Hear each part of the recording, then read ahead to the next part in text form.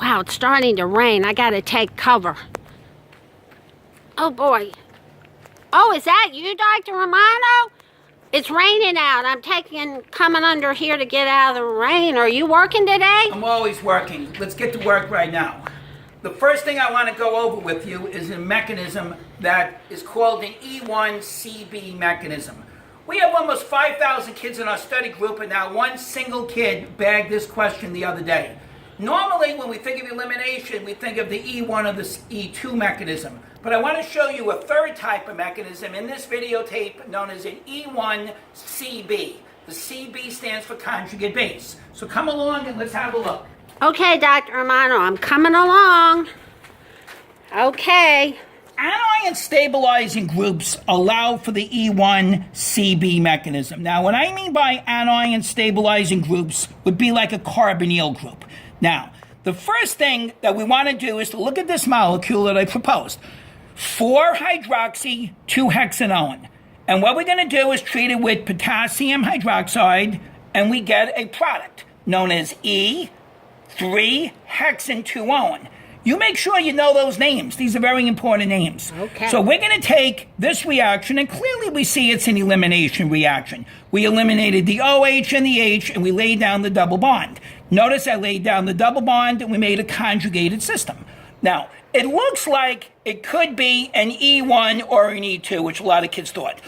It can't be an E1 for the simple reason is we can't form a carbocation. In order for us to form a carbocation, the OH would have to be protonated, as you know, because OH is a poor leaving group, and we would need to form a carbocation. There's no protonating solvent, or there's no protonating reagent here. You have base. So there's no carbocation forming in this reaction. So there's no way in hell this is an E1.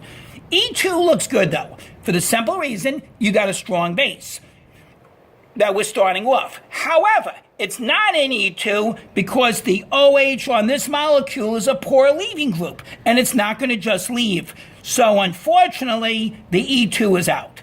Now, okay, I thought it was an E2. If an E1 and an E2 are out, there's one other possibility, and that's this thing called an E1CB mechanism. Now, in this mechanism, the leaving group is not lost from the start, but it's going to be lost from the conjugate base. Let's have a look. As you can see in this first step, the OH has removed off an alpha hydrogen, and we form a carbanion. This is very well stabilized because it's adjacent to an electron withdrawing group. And as you can see, you get a wonderful resonance form here. And as you can see, that would be this resonance form that I showed. Now, watch with these moves. I'm going to move this down to form the carbonyl, move this over, and expel the OH. But notice I'm expelling the OH. I'm losing that OH from the conjugate base. And then voila. There is my final product. Now, as you can see, this was the starting compound. So when we subjected this initially to an IR spectra, you got 1720 and 3300. After the reaction, notice what's going to happen is conjugation is going to lower the IR numbers. And notice you got 1690 for the carbonyl from 1720. And notice 1600 for the double bond. Normally, a double bond is around 1650, but because it's in a conjugated system, it's lowered. So the E1CB is not the most common mechanism, but it exists when you see an electron withdrawing group. Now, finally, just to make sure we understand, I give you this reaction and I treat it with base. And once again, you can see an elimination has occurred. You took off the OH and the H, and there's the final product, and I asked you for the mechanism. Well, we can go through the same thing, but the minute you saw that that H that you're going to remove is next to an electron withdrawing group, what are you going to think of? E1CB. I hope this helps on how to do a mechanism that I think most kids would get wrong.